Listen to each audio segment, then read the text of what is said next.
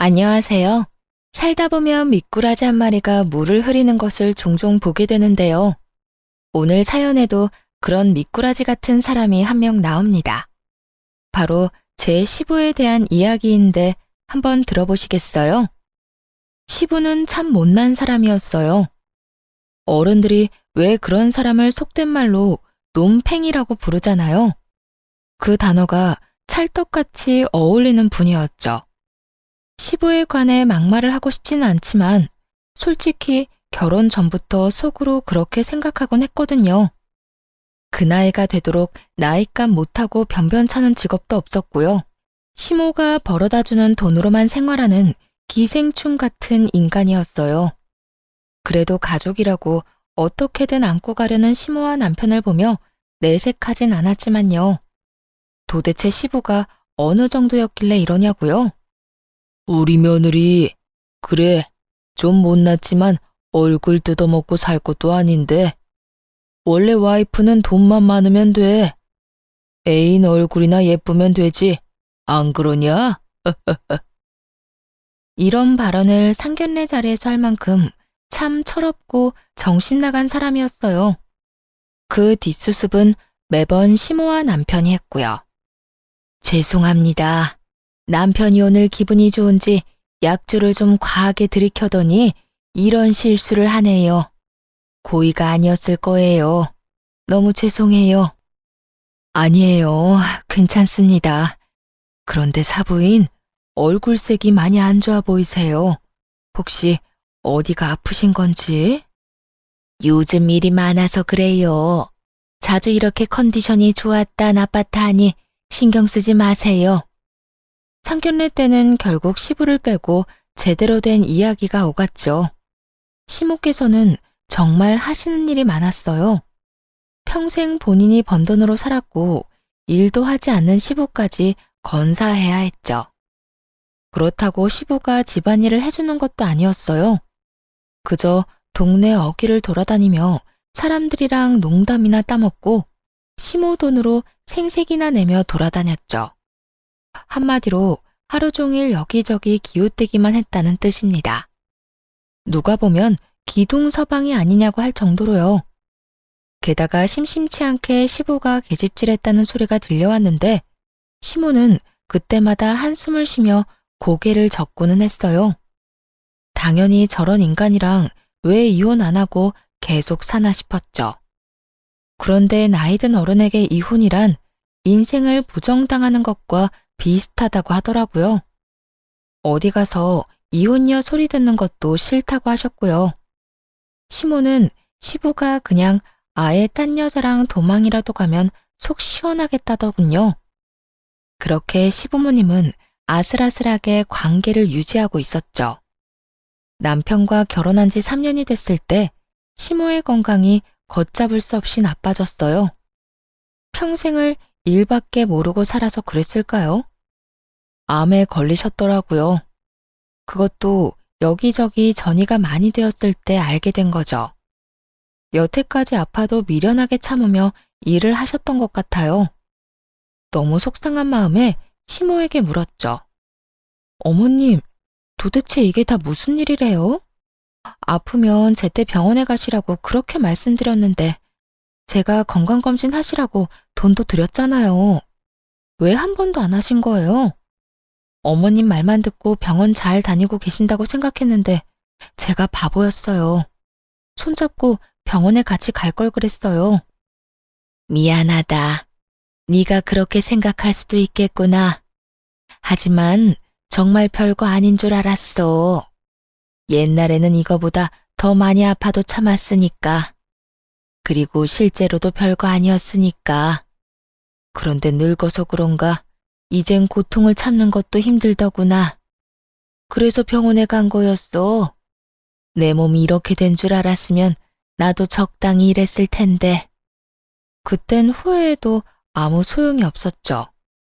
의사의 말에 따르면 상태는 절망적이었어요. 시모의 귀를 피해 보호자인 저희에게 의사가 말하더군요. 그리 좋은 상태가 아니라서 악화만 최대한 늦추는 치료를 해야 한다고 말이죠. 이 상태로 치료를 안 하면 3개월도 넘기기 힘들다고요. 그 말을 듣자 눈물부터 흐르더군요. 남편은 거의 정신이 나갈 지경이었죠. 시모와 사이가 아주 돈독했거든요. 시부가 워낙 밖으로 사고를 치고 돌아다녔으니까요. 그래도 아들과 엄마가 둘이서 단단히 뭉쳐 잘 살아왔는데 갑자기 엄마가 시한부가 되어 아들이 무너져 내린 거죠. 그 후 제가 낮아서 시모의 병시종을 들기 시작했어요.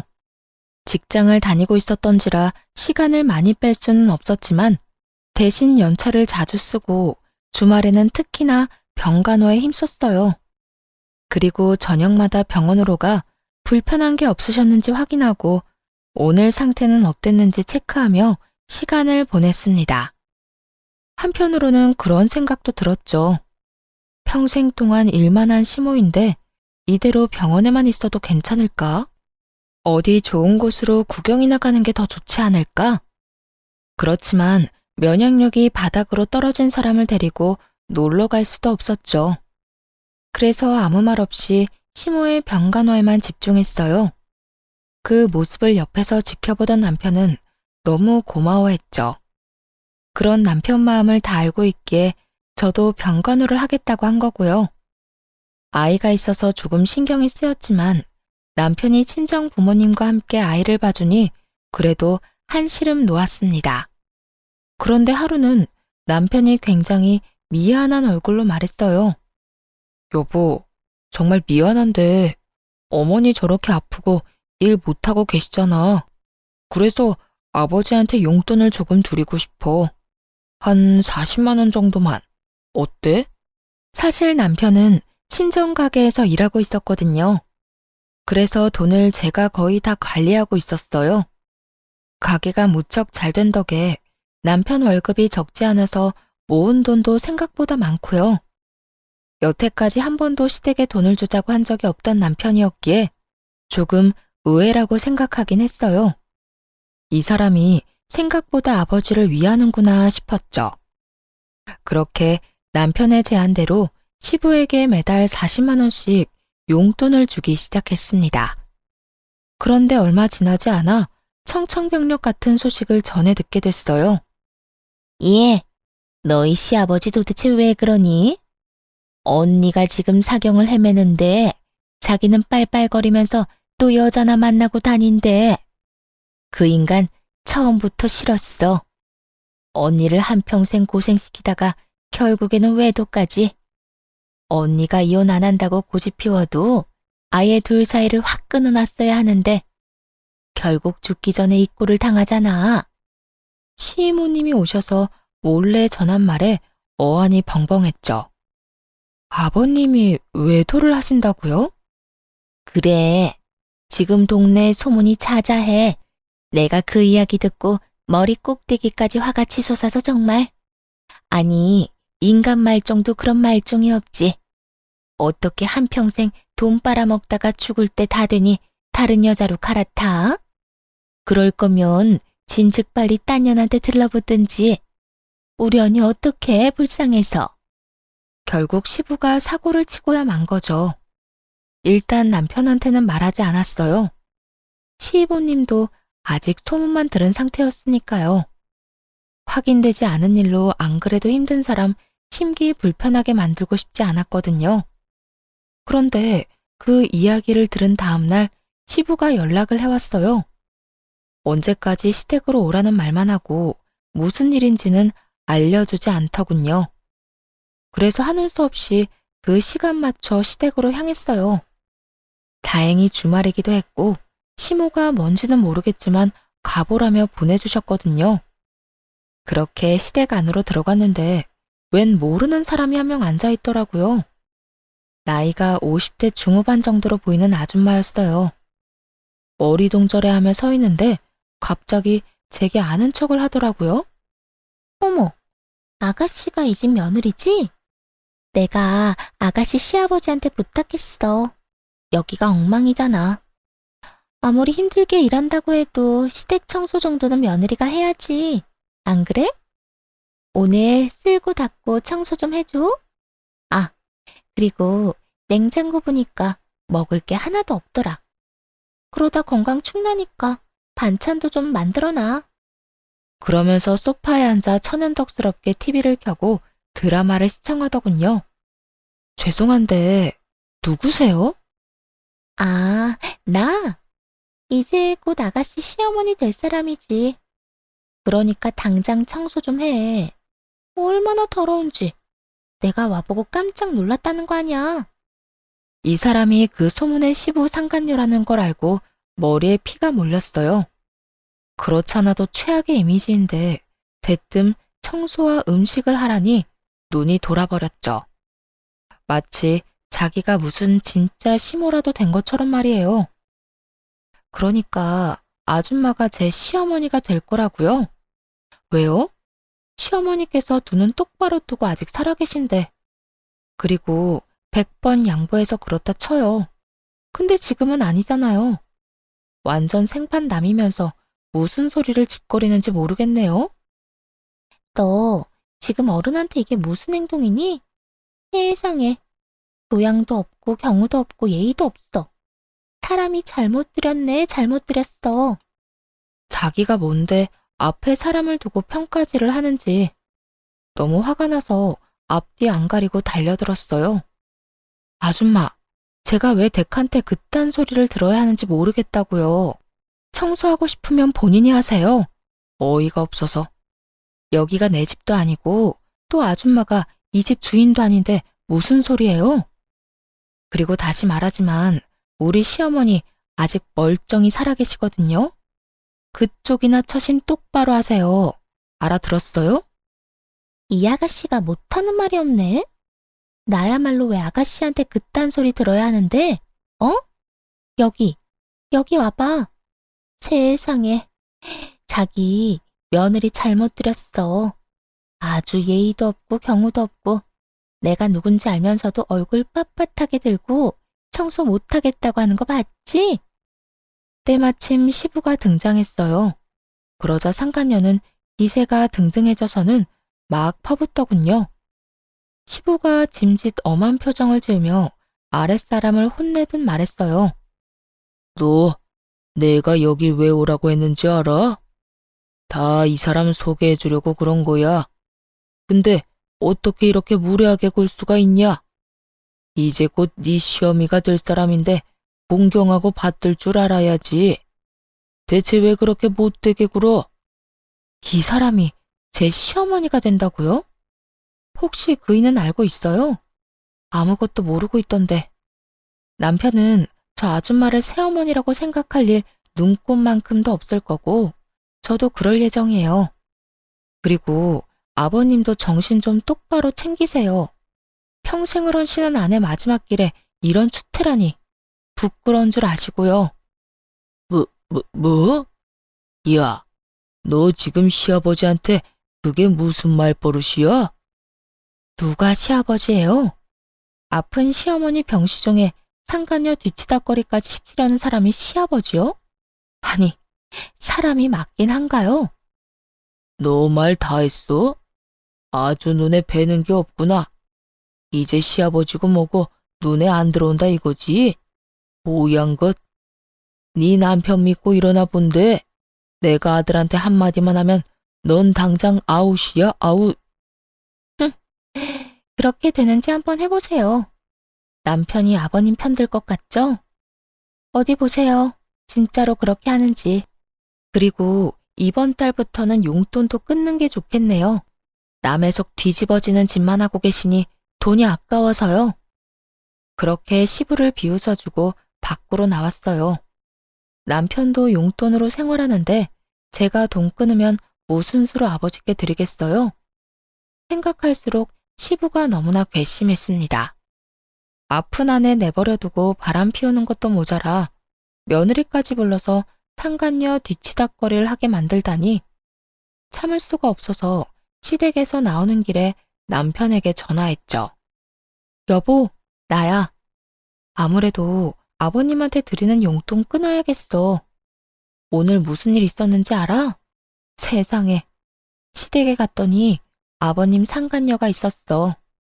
그 여자가 시어머니 행세하면서 나더러 청소하고 음식까지 하라지 뭐야. 내가 어이가 없어서 정말. 뭐? 상관요? 지금 아버지 제정신이셔? 어머니가 지금 저렇게 아파서 생사를 오가는데. 그러니까 말이야. 정신 못 차리신 것 같아. 당신이 아버님 생각해서 용돈 드리자고 한 건 알겠는데 꼭 그래야겠어? 그 돈으로 쓸데없는 일만 하시는 것 같아서 찝찝해. 게다가 내가 그 상간녀랑 싸웠더니 얼마나 뭐라고 하시던지. 그 여자도 멋대로 날 며느리 취급하는데 너무 웃기더라. 어머님께서 아직 두 눈 똑바로 뜨고 살아계신데 자기가 뭐라도 된 것처럼 굴어? 아, 어쨌든 그렇게 알고 있어. 진짜 너무하시네. 잠깐만. 아버지한테서 연락 오는데? 전화 받고 내가 다시 연락할게. 시부는 쥐새끼처럼 빠르게 행동하더군요. 남편에게 바로 연락한 걸 보세요.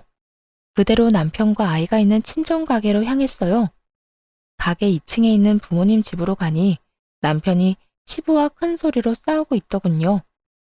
전화로는 안 됐는지 시부가 직접 행차한 모양이었어요. 그럼 진짜로 용돈 끊을 생각이니? 네가 어떻게 그래? 아버지한테 감히. 그러면 좀 잘하지 그러셨어요. 와이프랑 어머니 사이가 얼마나 돈독한지 아시잖아요. 아무리 생각이 없고 철이 없어도 해도 될 일이 있고 하지 말아야 할 일이 있죠. 아버지는 최소한의 도리를 저버린 거예요. 어머니가 아직 살아계신데 어떻게 그런 짓을. 저 찾아오지 마세요. 저도 와이프랑 같은 생각이니까요. 이렇게 찾아오셔봤자 어차피 용돈 못 드려요. 결국 시부는 당황한 얼굴로 돌아섰습니다. 그렇게 시부가 포기한 줄 알았죠. 그런데 웬걸 이번에는 돈 달라고 시모를 찾아왔더라고요. 돈 좀 줘. 아파서 누워있어도 처방 돈은 줘야 할 거 아니야. 요새 돈 없어서 아무 데도 못 가잖아. 아픈 시모 앞에서 그딴 소리나 짓거리다니. 저 입을 정말 찢어버리고 싶을 만큼 화났지만 참았어요. 여기서 분노할 사람은 제가 아니었거든요. 돈 맡겨놨어? 이제 앞으로는 당신이 벌어. 여태 나한테 가져다 썼으면 됐잖아. 진짜 아무 데도 못 가는 사람 앞에서 돈 내놓으라는 말이 나와? 그리고 분명히 말하는데 상간녀한테 줄 돈 없어. 내가 모를 줄 알았어? 동생이 다 이야기해주고 갔거든. 그래, 여자 후리고 사는데 돈 많이 필요하겠지. 그런데 어쩌나? 이제 너한테 줄 돈 없는데. 나는 단 한 푼도 안 남기고 죽을 거야. 이 괘씸한 인간아. 이렇게 대놓고 화내는 시모의 모습은 처음 봤습니다. 시부도 질린 듯 시모를 째려보고는 나가더군요. 그 뒷모습을 보던 시모가 저한테 큰 소리로 말했어요. 내 통장, 이제 네가 가지고 있거라. 저 인간이 돈 달라고 하면 절대로 주지 말고. 그러자 시부가 헐레벌떡 다시 돌아가 시모에게 화를 냈어요. 미쳤어? 저년이 뭔데 통장을 맡겨? 네 마누라 수발 들어주는 귀한 며느리더러 저년이라고 했어? 네 옆에서 속살거리면서 돈 뜯어가는 여자나 미친년이겠지. 꼴도 보기 싫으니까 당장 나가. 결국 시부는 시모에 의해 병원에서 쫓겨났어요. 그 후 몇 번을 저와 남편에게 전화해서 통장 내놓으라고 난리를 피웠지만 저희가 꿈쩍도 하지 않으니 결국 잠잠해지더라고요. 그렇게 조용하게 시간이 흐르고 시모는 서서히 마지막을 준비하고 있었죠. 굉장히 컨디션이 안 좋던 어느 날 시모가 어렵게 말을 꺼냈어요. 나 죽기 전에 내가 평생 일군 우리 집 거기에 한 번만 갔다 와주면 안 되겠니? 우리 아들이랑 둘이서 오순도순 지내던 집인데 죽기 전에 한 번만 더 둘러보고 싶구나. 시모가 그 집을 얼마나 소중하게 생각하는지는 이미 눈치채고 있었어요. 없는 살림에 열심히 일해서 겨우겨우 가지게 된 집이라고 들었거든요. 아들도 키우고 일도 안 하는 남편 뒤치다꺼리까지 해가면서 말이죠. 지방 외곽에 있어서 그렇게 비싼 집은 아니었지만 시모에게는 그저 단순한 집 그 이상의 의미였을 거예요. 그래서 시모의 부탁을 그냥 흘려들을 수 없었고요. 의사 선생님과 상의해서 다행히 시모와 잠시 외출할 수 있도록 허락을 받아냈어요. 하룻밤을 자고 오는 것도 아니고 잠깐 나갔다가 오는 것뿐이어서 병원에서는 문제가 생기면 얼른 돌아오라는 말과 함께 외출을 허락해줬어요. 이로 인해 시모가 마음의 안정을 찾기만을 바랬습니다. 그 집을 보고 나면 마지막으로 마음을 정리할 수 있을 테니까요. 아쉬움을 남긴 채로 보내드릴 생각은 추호도 없었답니다. 그렇게 시모와 둘이서 그 집에 갔어요. 그런데 저희 눈앞에 펼쳐진 광경은 그야말로 충격 그 자체였습니다. 집이 이전과는 전혀 다르게 180도 바뀌어 있었던 거예요.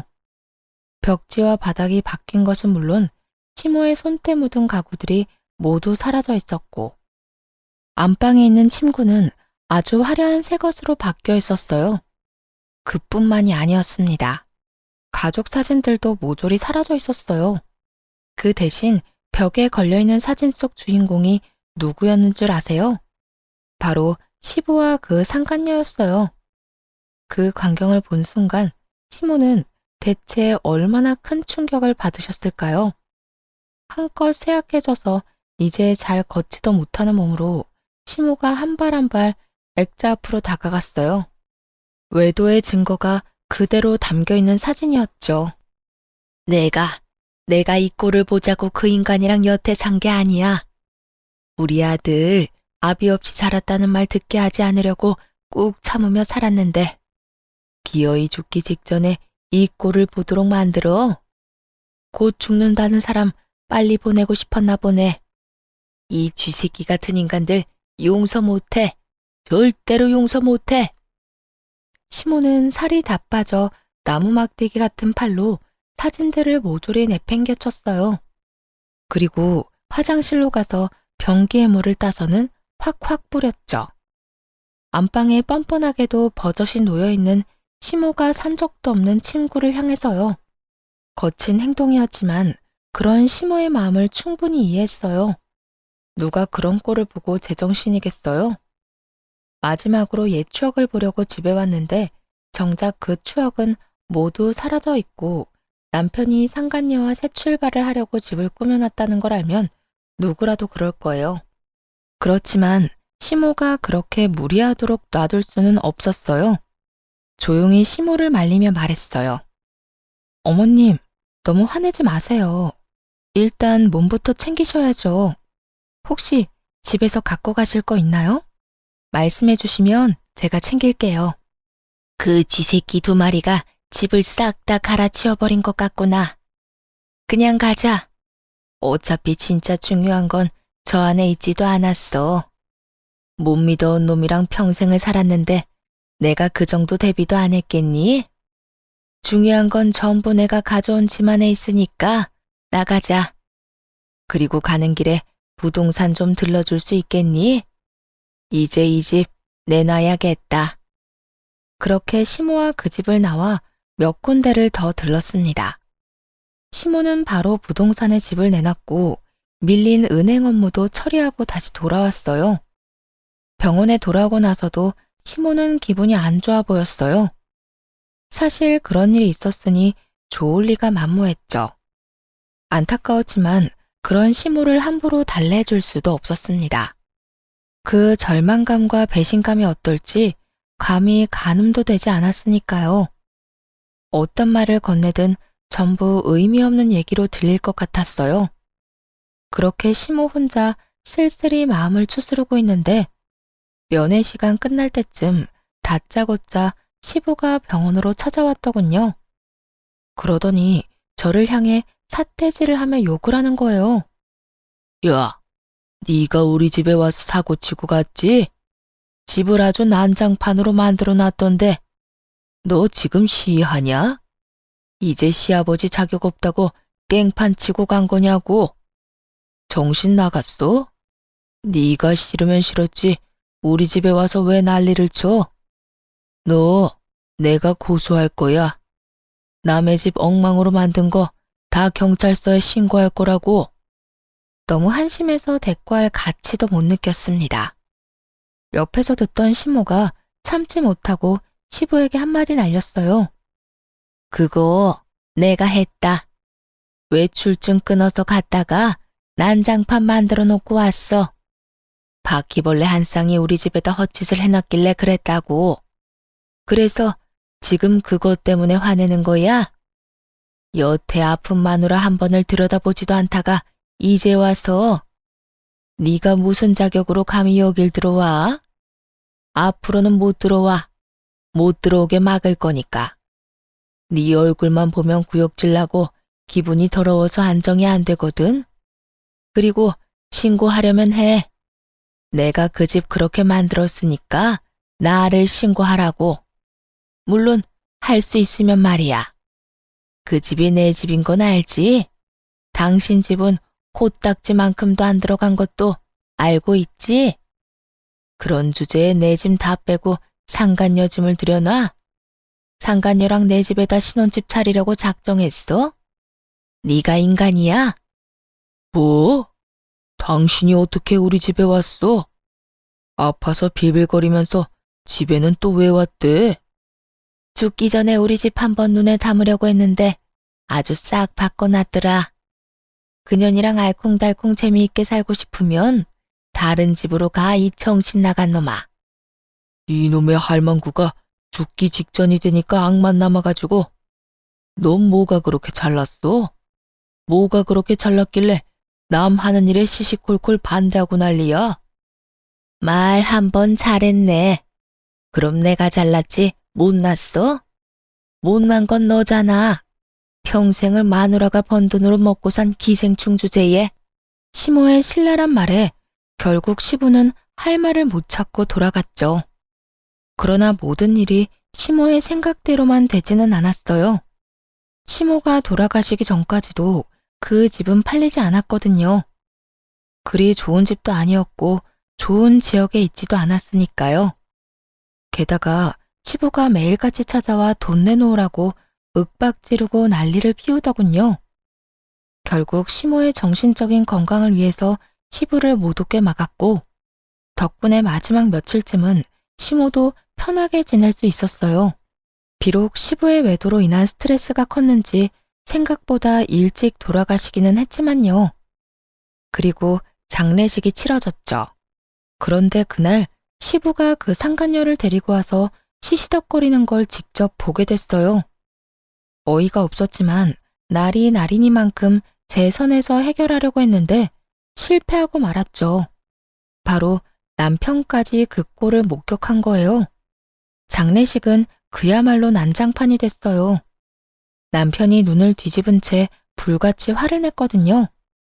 아버지, 미쳤어요? 여기가 어디라고 저 여자를 데리고 와요. 어머니 가시는 길에 어떻게 진짜 정신 나가셨냐고요? 너 아비한테 그게 무슨 말버릇이야? 이 사람이 도와준다며 와줬으면 감사하다 인사는 못할 망정. 며느리한테 물들어서 너까지 지금 이러는 거야? 뭘 도와주러 와요? 얼굴 안 비추는 게 도와주는 일인 거 몰라요? 가세요. 지금 당장 여기서 나가시라고요. 한 번만 더 어머니 가시는 길 망치면 나 진짜로 아버지 용서 안 합니다. 2번 다시 얼굴도 안 볼 거라고요. 아들의 말에 겁이 나기는 했는지 결국 시부와 상간녀는 장례식장에서 나갔어요. 남편은 죽을 상을 하고 있었고 저는 남편 달래랴 손님들 받느랴 정신이 없었습니다. 그렇게 위태로웠던 장례식이 끝났어요. 앞으로는 시부와 절대 만나지 않을 생각이었어요. 시모가 살아계실 적에 단 한 번도 도움이 안 됐던 사람, 또 남편조차 아버지 취급 안 하는데 괜히 시아버지 대접해드릴 필요는 없잖아요. 그리고 인간이면 그래선 안 되잖아요. 어떻게 자기 와이프 장례식에 상간녀를 데려와요? 어머님 가시는 길이 얼마나 불편했을지 짐작도 가지 않았어요. 그런데 장례식이 끝나고 며칠 후 시부가 저와 남편을 시댁으로 부르더군요. 그래, 마지막으로 할 말이 있을 거라고 생각했어요. 시모가 돌아가셨으니 재산에 관한 말이라도 하려나 싶었죠. 그런데 시댁에 갔더니 얼마 전에 겪은 것과 비슷한 상황이 벌어져 있더군요. 시부와 상간녀가 나란히 앉아 있는 거예요. 상간녀는 마치 자기가 시어머니라도 되는 양 앉아서 저를 물끄러미 보더라고요. 한껏 안 이뻐하는 얼굴로 말이에요. 정식으로 인사시키려고 불렀다. 아들, 네 새어머니가 될 사람이다. 며느리, 너한테는 새 시어머니이고. 욕짓거리가 입안 가득 차 나오려는 걸 겨우겨우 막아냈어요. 어떻게 시모가 돌아가신 지 며칠 지나지도 않았는데 저런 짓을 할 수 있는 건지 상식적으로 도저히 이해가 안 가더군요. 저만큼이나 남편도 황당해하며 시부에게 말했어요. 아버지, 이게 도대체 뭐 하는 짓입니까? 어머니 돌아가신 지 며칠 됐다고 지금 저 여자를 집에 들여요. 저 여자가 아니고 새어머니라니까. 앞으로 어머니라고 똑바로 불러. 그리고 그 할망구가 죽었으니까 이 여자를 불렀지. 내가 너희 엄마 살아있을 적에 이 사람이랑 혼인신고라도 했니? 아니잖아. 나는 지금 홀몸이 됐고 이 사람도 남편이 없으니 둘이서 살면 그게 부부인 거지. 조만간 혼인신고도 할 거다. 그러니 그렇게 알고 하늘처럼 받들어 모셔라. 그 말 하려고 너희 부른 거야. 자식이라고 하나 있는 것이 효도할 생각을 해야지. 잘 들었지? 특히 하나 있는 며느리, 너. 네가 경우도 없고 예의도 없으니까 내가 앞으로 가르칠 게 많아. 여태까지 무식한 옆에내 밑에서 어떻게 지냈는지 모르겠지만 난 그렇게 가볍고 쉬운 사람 아니다. 그러니까 이제 이 집안 청소는 네가 해. 병 걸린 시모 수발까지 들었다고 하니 내 수발 드는 건 일도 아닐 거 아니야. 이제 네 시어머니는 나니까 당연히 그렇게 해야지. 정신 나갔어요? 제가 미쳤다고 아줌마 수발을 들어요. 정신이 나가도 한참 나갔네. 저기 아줌마, 저는 두 사람 사이가 어떻게 되든 상관없어요. 그러니까 시어머니 대접 바라지 마세요. 저도 며느리 대접 안 바랄 테니까. 야, 너 말 다 했니? 이제 네 남편이 내 자식이야. 이제 앞으로 내가 네 시어머니라고. 그러니까 넌 당연히 내 말 들어야 하는 입장인 거 몰라? 시어머니 대접을 안 하겠다고? 이 집에서 쫓겨나고 싶어? 쫓겨나요? 제가? 오히려 코웃음을 치자 그 상간녀가 당황하더군요. 그때 남편이 말했어요. 누가 제 어머니예요? 제 어머니는 한 분밖에 없습니다. 그러니까 저한테도 어머니 대접 바라지 마세요. 두 분이서 어떻게 사시든 저희는 상관 안 할 테니까 알아서 하시고요. 그리고 아버지, 남편은 시부를 똑바로 쳐다보며 차갑게 말했어요. 아직도 못 알아들으신 것 같아서 마지막으로 말씀드려요. 아버지가 어머니한테 한 짓, 저는 죽을 때까지 못 잊을 거예요. 돈이란 돈은 다 빼먹고 어머니가 아파서 힘 못 쓰니 어떻게 하셨어요? 다른 여자 데리고 와서 마지막까지 어머니 평온하게 가지 못하도록 만들었죠. 어머니가 고생하면서 아버지한테 해준 것들은 이미 다 잊어버리셨겠죠. 그거 다 저한테는 한이에요. 그러니까 두 번 다시 연락하지 마세요. 아들 노릇 바라지도 마시고요. 아버지가 어머니한테 하신 그대로 저도 철저히 무시하며 살 테니까 아버지도 제 도움 바라지 말고 사세요. 아시겠어요? 그래, 좋아, 알겠다. 나중에 유산 물려달라고 와서 짹짹거리지나 마라. 네 엄마 재산 넌 보지도 말고. 그러고는 두 사람끼리 아주 웃으며 좋아 죽더군요. 돌아서서 나오는 저희는 본 척도 안 하면서 말이에요. 하지만 그 즐거움이 며칠 안 갈 거라는 걸 알고 있었기에 한껏 비웃어 줬습니다. 역시 며칠 지나지 않아 시부와 상간녀가 친정가게로 찾아왔어요. 남편과 이야기를 하려던 모양인데 그날 저도 함께 있었거든요. 마주치자마자 시부가 득달같이 화를 내더군요. 야, 네 시어머니 재산 네가 빼돌렸지? 다 어떻게 했어? 어떻게 된 게 통장에 돈이 한 푼도 없어? 게다가 집에 있는 담보대출은 도대체 뭐야? 네가 가져갔어? 내가 그 옆에 내 병원 들어간 직후에 확인했을 때는 깨끗했는데. 야, 머리 좋더라고요. 시모가 병원에 들어가자마자 시모 재산을 파악했었다니. 정말 한 번 나쁜 놈은 참 변함없이 나쁘다는 걸 알게 됐어요. 그걸 왜 저한테 물으세요?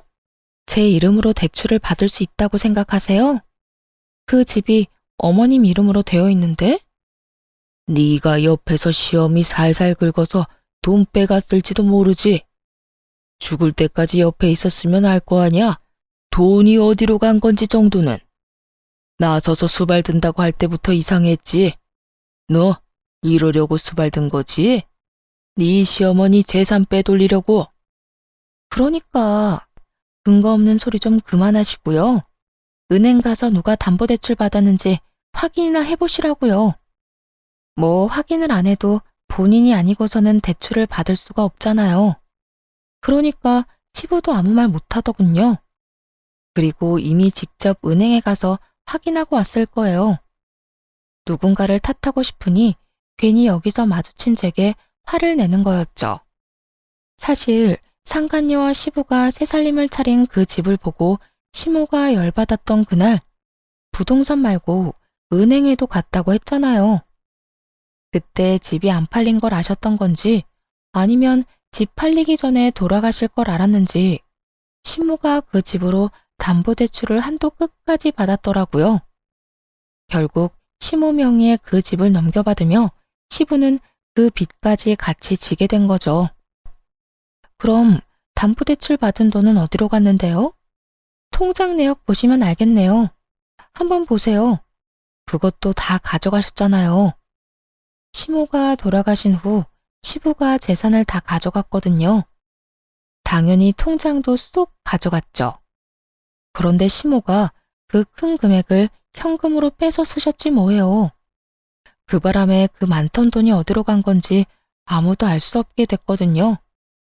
게다가 거액의 입원비와 처치 비용으로 시모 통장에는 진짜 돈이 마른 상태였어요. 이 여편네가 돈을 어디다 빼돌렸는지 모르니 하는 소리지. 며느리인 네가 받은 게 틀림없지. 그 돈 달라고 하지 않을 테니 집에 걸린 대출금은 너희가 갚아. 대출금을 갚으라고요? 아버님, 저희한테 뭐라고 하면서 그 집 가져가셨어요? 어머님 재산 넘볼 생각 말라고 가져갔죠? 저희가 사는 집도 아니고 저희가 가져간 집도 아니고 아버님이 직접 가져가신 거면서 대출금은 우리 보고 갚아라. 제가 왜요? 돈을 드려야 할 이유가 없잖아요. 그 집은 아버님이 상속받았으니까 빚도 아버님 거죠. 저희한테 손 벌리지 마세요. 제 말에 시부 옆에 있던 상간녀가 그러더군요. 아니, 자식이랑 며느리가 돼서 그 정도도 못 해줘? 아무리 싸웠어도 가족 간에 이러는 건 말이 안 되지. 핏줄은 아무도 못 끊는 거야. 그러니까 너희가 아버지 부양하는 것도 당연한 이야기고. 자식이 아버지한테 그러는 거 아니야. 그럼 아버지는 뭘 해줬는데요? 우리한테 뭘 해줬어요? 못난 꼴밖에 더 보여줬어요? 그리고 아줌마가 어딜 끼어들어요? 그게 할 말이에요?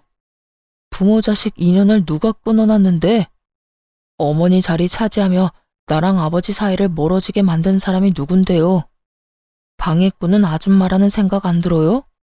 모렴치에 몰상식에 뭐 핏줄? 자식이요? 내가 저 아버지라는 작자를 보고 배운 게 뭔지 알아요? 저 인간처럼 살지 말자는 거 딱 그거 하나입니다. 그러니까 자식이니 부모니 그딴 거 운운하지 말고 법대로 하세요, 법대로. 그 집 가져갔으니 알아서 빚 갚으시고 우리한테 어떤 것도 요구하지 마세요. 저는 아버지 만나기도 싫으니까. 남편의 칼 같은 말에 시부와 상간녀는 아무 말 못하고 그대로 돌아서더군요. 할 말이 없었는지 아니면 말이 막힌 건지는 모르겠지만요. 사실 시모가 가진 재산이 적지는 않았어요. 다만 돌아가시기 직전에 모두 처분했기 때문에 저 사람들이 찾지 못할 뿐이었죠. 예를 들어 시모는 대출받은 돈으로 귀금속을 여러 개 사셨었어요. 그리고 그 안에 우리 아들 이름을 새겨서 선물로 주셨죠. 현금으로 사셨으니 시부는 그 돈을 영영 못 찾을 게 뻔했죠. 그렇게 시모는 시부에게 큰 엿을 먹이고 떠났답니다. 자신이 죽은 후에도 시부가 자식 괴롭힐 걸 알았는지 아니면 시부에게 단 한 푼도 남기지 않겠다는 그 다짐을 지킨 건지 진실은 아무도 모르지만 지금 시부가 쪼들리는데 시모의 역할이 매우 컸죠. 곧 시부와 상간녀의 사이도 삐걱거리기 시작했어요. 아무리 뒤져봐도 시모가 남긴 재산이 더 이상 없다는 걸 확인하게 됐으니까요. 게다가 집 대출금도 못 준다고 딱 끊어버렸으니 결국 그것도 시부가 갚아야 했죠. 집이 이미 시부의 것으로 되어 있었으니까요. 시부가 일을 하는 것도 아니었기에 버거운 상황이었어요. 욕심만 내지 않았다면 그 집은 빚 없이 온전히 시부의 것이었을 텐데 또 바로 상간녀를 데려와 남편과 제 속을 뒤집어 놓지만 않았다면 그 집 대출금도 저희가 해결해 드릴 생각이었거든요. 1년, 아니 3개월의 시간이라도 지나고 여자를 데려왔더라면 이해하려고 해봤겠죠. 그런데 굳이 길을 힘들게 돌아가는 걸 보니 뭐든 해줄 필요가 없겠더군요. 그렇게 시부와는 연락을 딱 끊었어요. 그 뒤에 시부에게서 연락이 온 것은 시모가 돌아가시고 몇 달이 지난 후였어요. 사실 한동안 시부 전화번호로 연락이 오면 차단을 했거든요. 그런데 어느 날 모르는 번호로 연락이 왔는데 왠지 시부일 것 같더라고요. 혹시나 하는 마음으로 전화를 받았죠. 정말로 중요한 일이 있어서 전화를 했을지도 모르잖아요. 곧이어 귀에 들려온 건 어이없는 꾸짖음이었어요. 아들한테 들었다. 네가 나한테 돈 못 보내게 막는다며? 아무리 그래도 그렇지 어떻게 인간이 그럴 수가 있냐? 내가 아무리 너한테, 아니, 네 시어머니한테 몹쓸 짓을 했다고 해도 말이다. 이런 식으로 사람 피말리는 건 아니지 않냐? 명색이 내가 네 시아버지인데 어떻게 돈 한 푼을 안 줘? 늙어서 일도 못하는 노인네 그냥 여기서 말라 죽으라는 말이냐? 긴 소리 안 할 테니 돈 좀 붙여라. 네 시어미가 마지막에 왜 나한테 그런 악독한 짓을 했는지는 모르겠지만 지금 이 집마저도 고물단지야. 대출을 그렇게 많이 끼워놓으면 나더러 어떻게 하라고. 나는 당연히 너희가 갚아줄 거라고 생각했지. 그런데 대출금을 갚아주지도 않고 용돈도 안 보내주면 어떡하라는 거야? 응? 전에 이미 이야기 다 끝난 걸로 아는데요. 그러게 아버님이 알아서 잘하셨어야죠. 솔직히 저는 남편이 돈 달라고 하면 줬을 거예요. 근데 저 때문에 안 된다고 하는 거 보니 남편한테도 미운 털 단단히 박히셨네요. 그리고 돈 맡겨놓은 것도 아닌데 왜 자꾸 돈 내놓으라 말아 하세요? 아니, 그러면 그 돈이 다 어디로 갔다는 말이야? 내가 봤을 때 너 말고는 그 옆엔 내가 맡길 곳이 없어. 둘이서 짜고 나 물 먹이려고 그랬잖아. 지금이라도 네 시어머니가 숨겨놓은 돈 나한테 돌려줘. 그러면 더 이상 너희한테 연락 안 한다니까. 아니 그러니까 돈이 필요하면 그 집 파시면 되잖아요. 그 집 팔고 남은 돈으로 생활하시면 되겠네요. 대출 받았다 하더라도 차액이 좀 있을 텐데요. 그때 듣기로는 한 7천만 원 남겨놓고 대출하신 걸로 알고 있어요. 그거 받아서 알뜰하게 쓰시면 얼마든지 생활하실 수 있잖아요.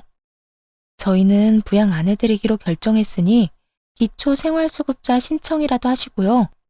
이렇게 말해봤자 해드릴 거 없다고 말씀드렸잖아요.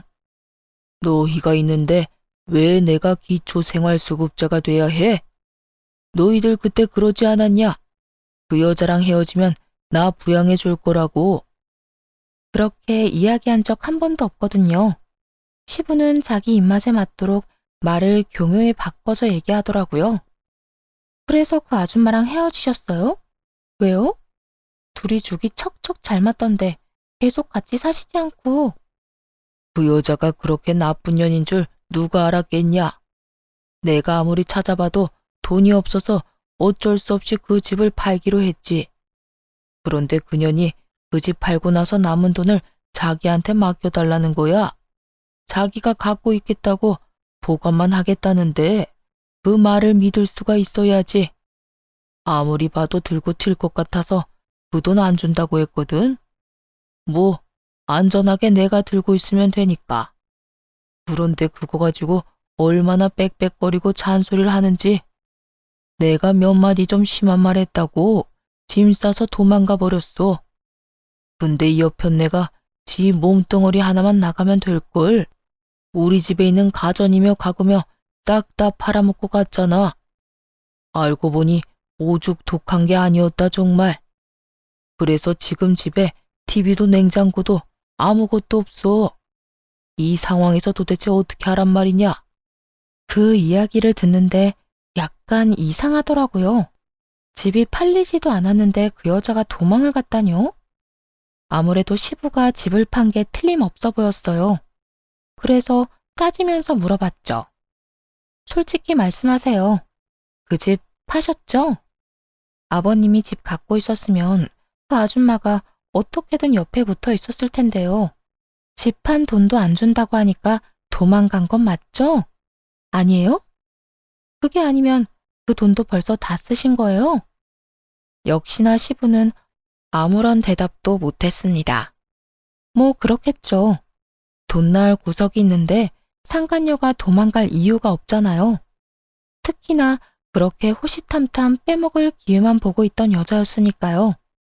이제 돈 나을 구석이 없는 것 같으니 세간살이 다 팔아먹고 도망친 게 확실했어요.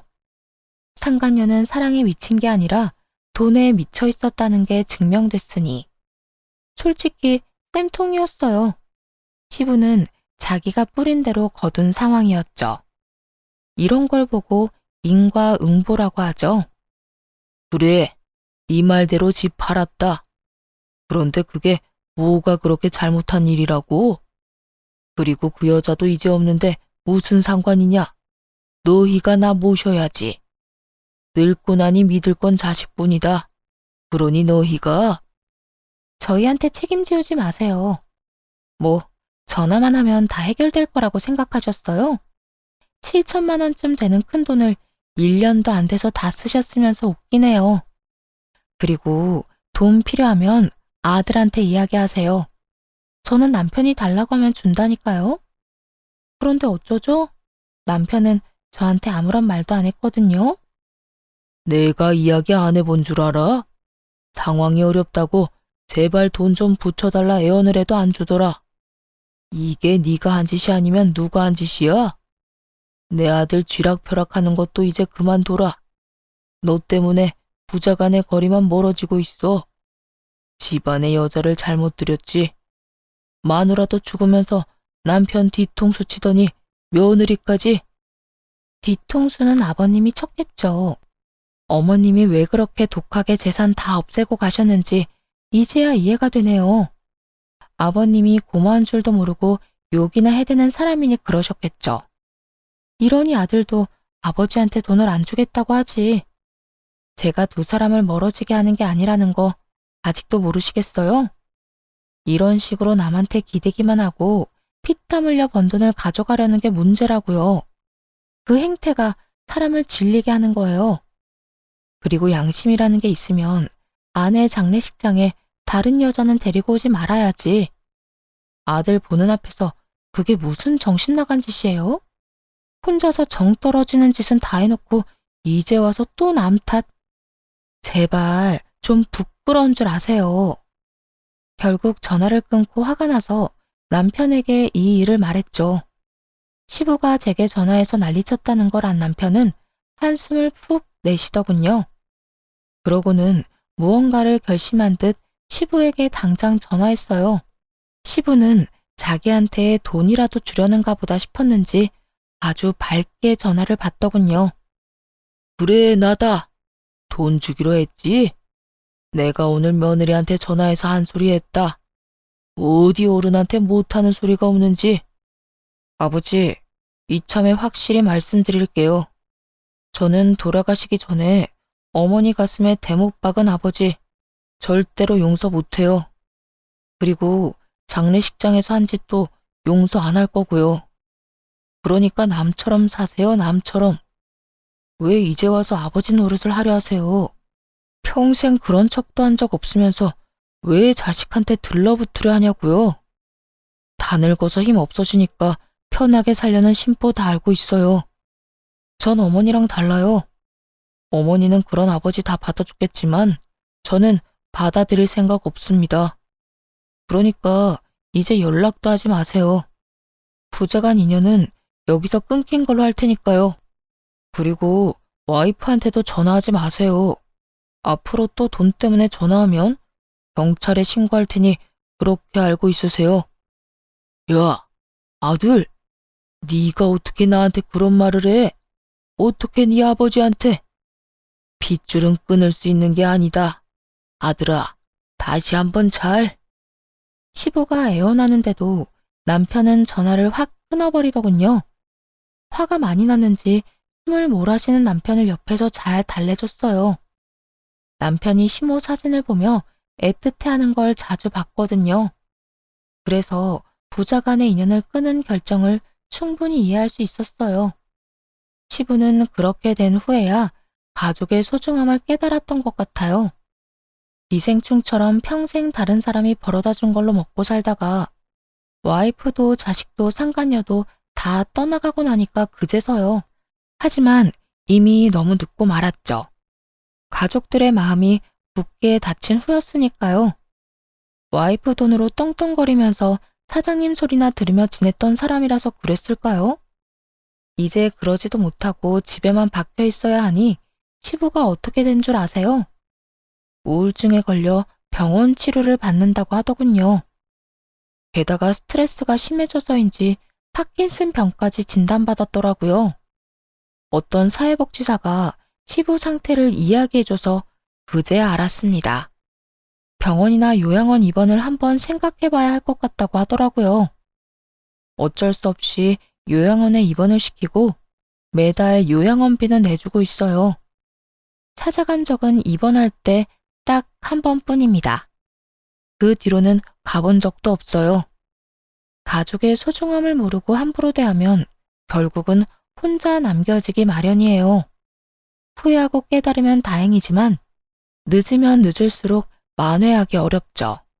가족한테도 절대로 용서받을 수 없다는 걸 알았다면 시부는 이렇게 되지 않았겠죠. 자식한테 더 잘해줘야지. 인간적으로 기본적인 도리는 지켜야지. 시부를 보며 요즘 이런 생각을 하곤 합니다. 지금까지 긴 글 들어주셔서 감사드립니다. 모두 좋은 하루 되세요.